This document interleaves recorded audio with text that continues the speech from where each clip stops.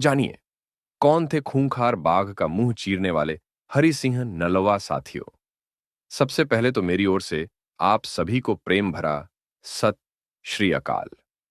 दोस्तों, यदि आप इंटरनेट की दुनिया से वाकिफ हैं तो शायद आप जानते ही होंगे कि सिख कौम को पूरे विश्व की सबसे बहादुर कौम कहा जाता है। यह कौम अपनी सेवा और वीरता के लिए विश्व भर में मशहूर है। इनके शौर्य, वीरता व कौशल की ऐसी बहुत कथाएं हैं जिन्हें जानने के बाद यह सिद्ध हो जाता है कि सिख कौम बहादुरी व सेवा का दूसरा नाम है। साथियों, आज मैं आपको एक ऐसे ही सिंह सूर में हरि सिंह नलवा जी के बारे में बताने जा रहा हूं। ये इतने बहादुर थे कि सिर्फ 14 साल की नन्ही सी उम्र में इनकी बहादुरी के चलते इन्हें 800 सैनिकों का लीडर बना दिया गया था। लेखक सर हेनरी ग्रिफिन ने हरि सिंह को खालसा मूर्ति कहा है। ब्रिटिश शासकों ने हरि सिंह नलवा की तुलना नेपोलियन से भी की है। हरि सिंह नलवा भी एक ऐसे ही शूरवीर का नाम है जिसके भय से अफगानी दुश्मन पूरी तरह कांपते थे।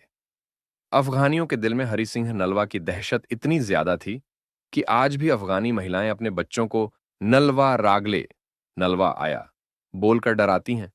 वह महाराजा रणजीत सिंह की सेना के मुख्य स्तंभ कहे जाते थे।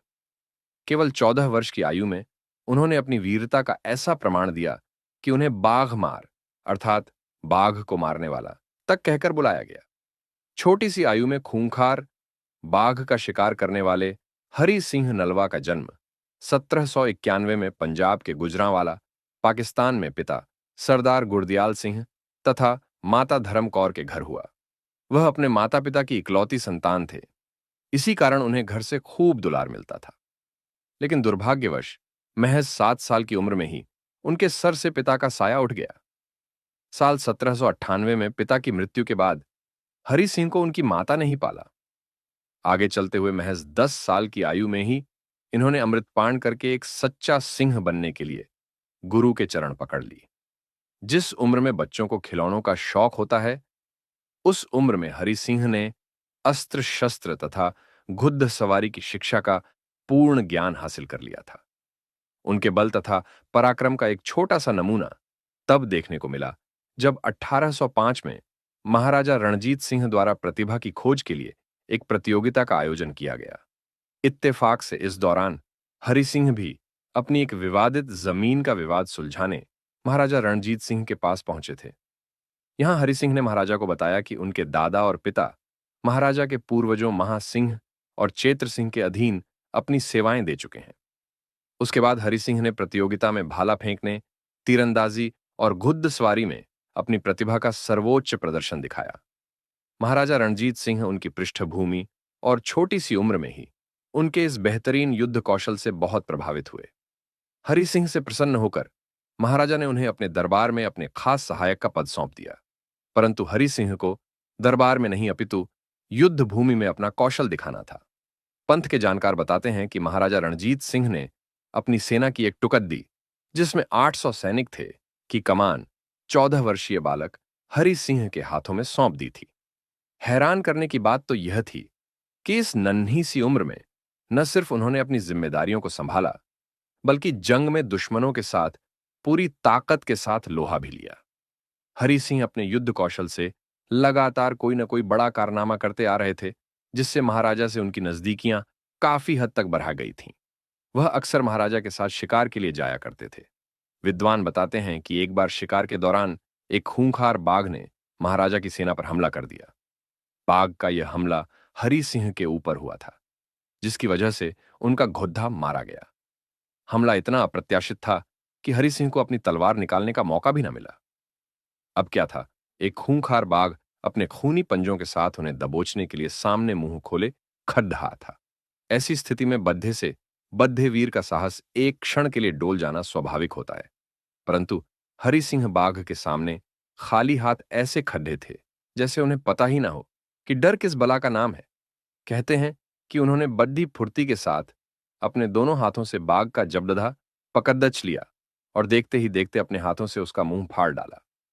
14 वर्ष के बालक द्वारा इस तरह की घटना के बाद सभी ने दांतों तले उंगली दबा ली। कहते हैं कि इस घटना के बाद हरि सिंह को बाघ मार व नलवा के नाम से जाना जाने लगा था। इतिहास बताता है कि राजा नल शेरों का शिकार करने के लिए प्रसिद्ध थे। इसी कारण से बाघ को मारने के बाद हरि सिंह को महाराजा ने नलवा, राजा नल जैसा कहा और उन्हें राजा नल के समान वीर मानकर उन्हें नलवा कहा जाने लगा।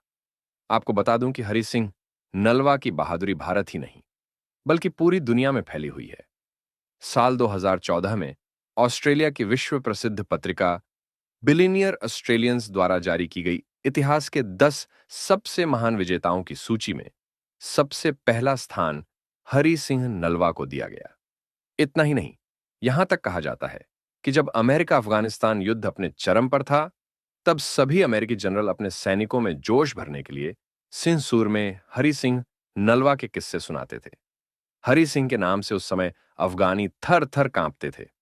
कहा जाता है कि जंग के मैदान में दुश्मनों को हरि सिंह के दोनों हाथों में केवल तलवारें ही नहीं बल्कि अपना काल दिखता था। इनके वार में इतना दम था कि इनके मात्र एक वार से दुश्मन का सिर धड़ से अलग हो जाता था।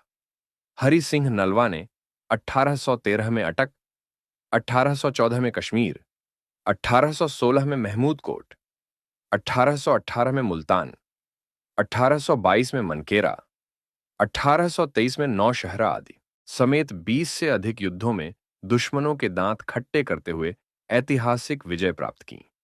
इतिहास की माने तो पता चलता है कि साल 1836 में उन्होंने जमरूद पर भी अपना कब्जा जमा लिया था। इसी बीच मार्च 1838 में महाराजा के पोते नौ निहाल सिंह की शादी का आयोजन रखा गया। इस समारोह में ब्रिटिश कमांडर इन चीफ को खास तौर पर न्योता भेजा गया। ब्रिटिश कमांडर इन चीफ के आगे अपनी शक्ति प्रदर्शन करने हेतु सारे पंजाब से सिपाहियों को बुला लिया गया। इसका फायदा उठाकर दुश्मन ने जमरूद पर हमला करने की योजना बना रखी थी।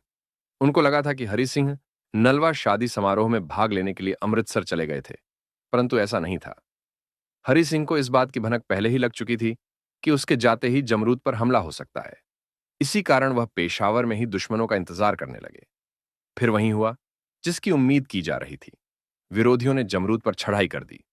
हरि सिंह जी को वह खबर मिलते ही पेशावर से जमरूद पहुंच गए, जहां उनके सैनिक अफगानियों द्वारा हर तरफ से घिरे हुए थे। हरि सिंह के अचानक से युद्ध मैदान में आ जाने से अफगानी पूरी तरह से बौखला गए। उन्होंने उन पर हमला बोल दिया।